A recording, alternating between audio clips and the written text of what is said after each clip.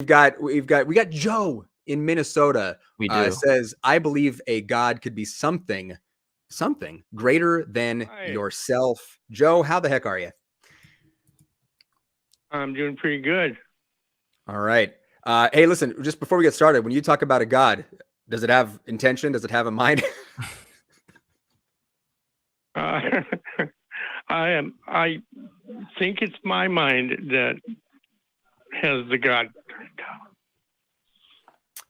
You think it's your mind? My mind.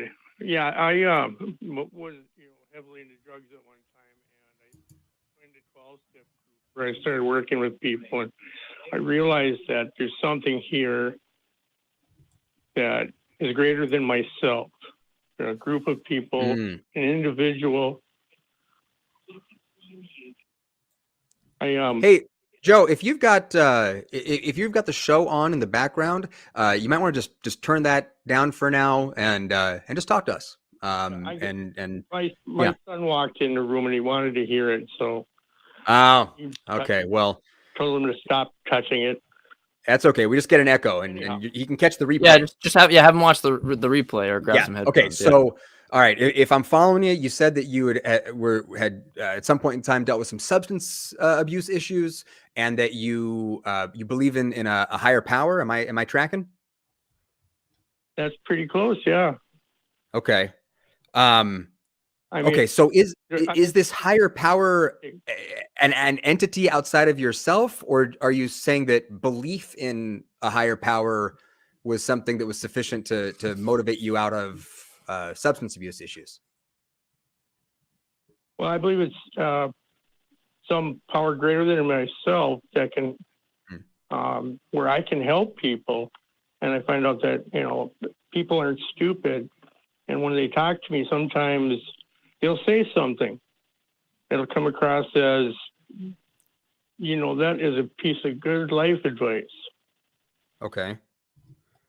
I guess I'm wondering, there's a question that I ask people a lot when they talk about things like substance abuse issues, when they talk about the effects that a higher power or an alleged higher power has had on their lives. I like to ask people how they can distinguish between the power of a higher power and the power of believing in a higher power. How do you tell the difference between those two things when you're looking at the effects on your life? Well, I have to witness these things myself. Can you give me an example? I think I was in an accident once, and I walked away from it, and I don't believe I should have, but at that moment, a lot of people say you really got lucky, and I've kind of had that kind of luck my whole life. Okay. And it's just strange luck, but I can't call it luck because it's too definite. It doesn't happen with regularity. It's like when I need help, it'll all of a sudden. Well, wait. Why can't you call it luck? You lost me. Oh, luck. I mean, luck is just it's a word that people, it's either lucky or unlucky, which kind of, that's the characterization of other people and myself. But when I think of something that's more intangible, it's like I was stopped or saved from something that I should have died. It's interesting you're saying should have died and not just could have died. Why is it a should have and not just a could have? Because it kind of crawled out of a seat that was under a roof of a car, and I had to get out through some very small places that were left.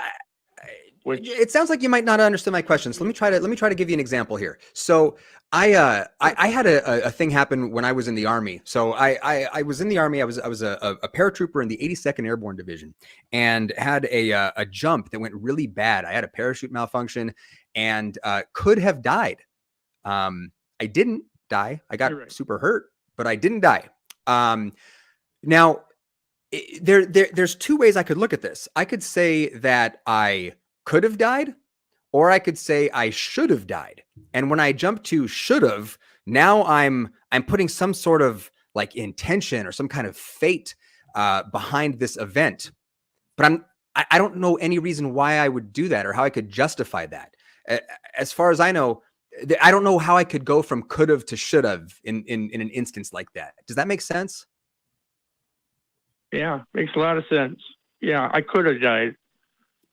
Do you think, Joe? Do you think, Joe, when you do what Kenneth is saying there, do you think you're loading the dice in a way in favor of what you're thinking is this extra greater power? Aren't you kind of loading the dice when you use these? You frame it in such a way with should have versus could have. Do you know what I mean by loading the dice? With the would have, could have, I can see your point. But I mean, well, and like, I'm sorry for interrupting you, but I want to put one more point on here on the table real quick, which is when you jump to the should have, it also enables because people have accidents all the time and they do die. They are hurt, Is it the case that those people should have died, or just that they did die and it's a sad thing? I mean, there's the way that we look at this. It's subtle, but when we go to the should have, we're sort of smuggling in an intelligence. Yep. You're smuggling something that you prescribe that you think is the reason, right? That's what I mean by loading the dice. Seems like you're kind of like thought that beforehand, right? As opposed to coming to that through reason. I understand your point. I think it's a very good point. And the reason I did not treat the word well. It should have been coulda, but I left it without a scratch. That kind of put into perspective that possibly, I'm not saying there is, but possibly some other power that could have intervened at that point. Could I ask a question about that? Like, because Sure. This is a problem I have, and I don't know what happened with else in the accident. If anyone else got hurt or anything like that. So I don't want to, hopefully that's not the case. But in these types of situations, Change your mind. Well, no, it's just my the reason why I bring this up is that I wonder, if the thing is greater than you, in the sense, it seems weird. I always find this weird to me as somebody who's never really believed in God, to make an assessment after a horrible accident, that somehow like that was prompting reasons to believe in a God, because then that kind of assumes that the thing was in its hands, right? And it had to show you this horrible thing. A lot of people come to believe that, like, I could have died. Someone else in the car did die. And it's like, well, why did this horrible thing or someone else's life have to be at the expense of you coming to God? Like, why it seems weird that if you think this thing is greater than you, that it would have to show you in such horrific circumstances.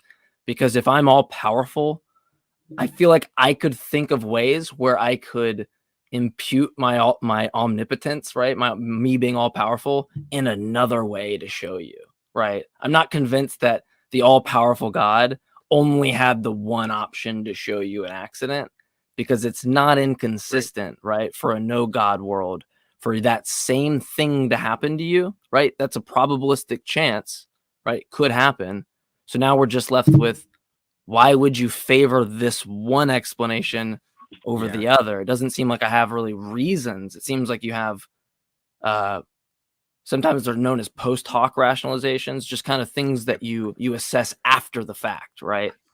So I'm worried about that's kind of where you're, obviously we don't know the whole story, but that's where I'm worried at the beginning here is kind of where your brain's making these inferences. It raises a lot of questions, Joe. It reminded me of a song by an artist named Tim Minchin. And I think the song is called Thank You, God. But Tim does this bit in his shows here, at least he used to, where he talked about how a guy came up to him after a show and he says, you know, well, and Tim makes lots of jokes about like religion and God in his show.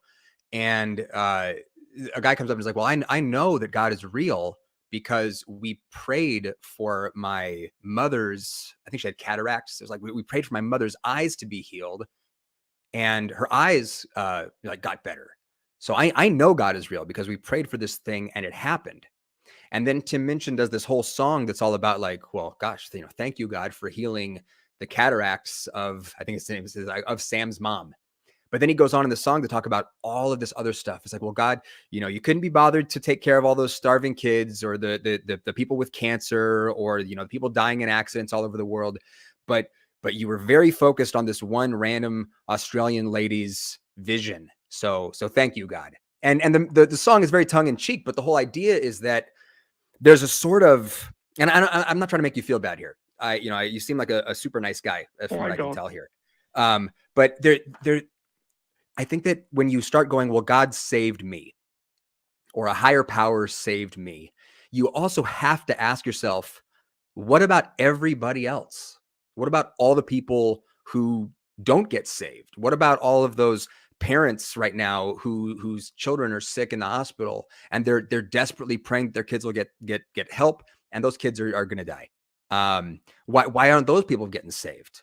And you know, thinking about what explanation here is most consistent with what we can know about reality.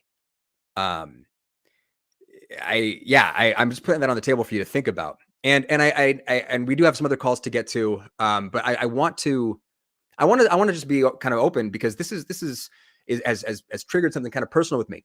My father had substance abuse issues, was in NA, was in AA, and found the belief in a higher power to be a motivating thing and a source of comfort for him. And it always bothered me that my dad could never see his own strength in overcoming his substance abuse issues, in getting his life back on track. He always had to give that credit to somebody else when he did the work.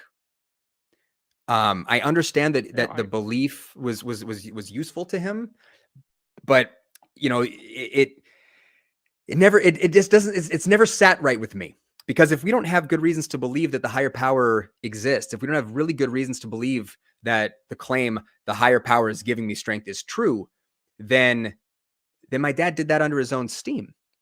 It was like Dumbo with his feather. You know, Dumbo has the feather and he believes it can make him fly, but it's all Dumbo. It's not the feather. You know, I would be willing to bet that you've got a lot more strength in you than you are prepared to admit if you're giving the credit to a higher power. Well, I'm not actually giving the credit to a higher power. Okay. I just believe that my mind, when I think about a higher power, is the people that helped me and I helped them back is a power in itself, can be greater than me. Okay. And just one instance, I think it was just the only place my brain would go was to this car accident. It's just not I don't even know how to explain it. That is not how this works in my life. You know, one car accident does not make me a believer in anything. Okay. What made me a believer in a power that's greater than myself is like, if you walk into a bar and a bunch of people start picking a fight with you, well, that's a higher power there too, and they're going to kick your ass. I'm not sure I'm following what you mean by higher power in this situation. Well, they're stronger than me as a whole. it doesn't, saying higher power, it can relate to just about anything. Joe, we can make this simple though, because like the higher power distinction is only going to matter, I think, to me and Kenneth in this conversation, since this is what we're tracking, in virtue of it being something not natural. If you just list natural things that are stronger than you, like gravity is the higher power. Like, I know a gorilla could like beat the shit out of me. That's fine. Like, right, that's a higher power. But it's pretty jacked. Yeah, I am. You just wait. Wait till I flex. But that's not really like it's kind of like the last call. Like, right, that's not really like as interesting, because sure, I can grant that you use some grunts that we make called higher power and assign that to some other thing that I would use a different grunt. Like, that thing can beat the crap out of me, right? And we're just saying the same exact thing, but we're not really getting to this whole like this supernatural higher power was kind of the reason why I was getting out of a car accident without injury and things like that, right? Supernatural though. Okay. Well, so then you're just saying there's a tier level of species and things and amalgam and quantity of things that are more powerful than you. I don't really know like what. I'm not trying to be rude when I say this. I don't really know why that's interesting though. Like, I don't see how that's interesting, like, at all. But you're an atheist, right? Yeah, I don't. That's irrelevant to how this would be actually interesting. I know. I kind of feel more like an agnostic, where I don't do the whole Christian thing. Any organized religion, it sounds like they're trying to take my money all the time. And I don't. It only seems that way because it's true. So outside of myself, my higher power is within myself, and yes, I do give myself credit.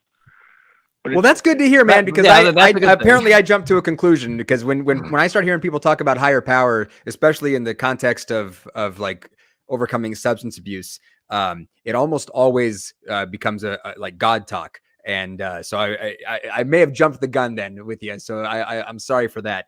But yeah, like Mike said, if all we're talking about is that, when we're talking about any individual one of us, that there are forces that are, sort of greater than we are as individuals, then it's, yeah, of course. Yeah. That's like every person I come in and every person I like my age I come encounter with is like a higher power than me. Like, I'm not like a big guy. So like, I guess that's why I'm like, I don't really see what's interesting about it to assess, like, or even my mind. Like, I use myself to get myself, like, when people look in my life, one of the best things, it was a really simple thing someone told me, but I remember like I worked in the food industry and I got so mad at a customer one time, and someone came up and was like, why do you let people have so much power over you? And it like clicked in my head, like over and like just after they said that, I was like, I really don't know why. I mean, obviously it's not like I've been 100%, I'm batting 1,000 or something like that. But it like, I went to this point where like, I really went in my own mind and was like, look, I have a lot more power inside myself to overcome a lot of issues. I wasn't a great student in school, and I did really, it's not really done yet, so could still mess this up, but I'm doing really well currently. I never thought I would, but that was all me, right? But I still don't think there's something like supernatural there, like, right? So I guess my thing is, it's like the first call where I'm like, I don't really know we're having a conversation geared towards the purpose of the show, right? But yeah, so if what you're talking about is that there are just, forces greater than ourselves, then yeah, I think we're all on board. But when you start talking about a higher power saving you from a car accident, that's when our eyebrows start to go up and we start going, well, what are you talking about? So, but hey, listen, Joe, this has been a great call, and I appreciate you calling in. I would love to hear you call back in the future if you think kind of more about, specifically what it is that you think may have saved you from a car accident. But we got to move on to some other callers, my friend. Well, thanks for your time. Yeah, thank you.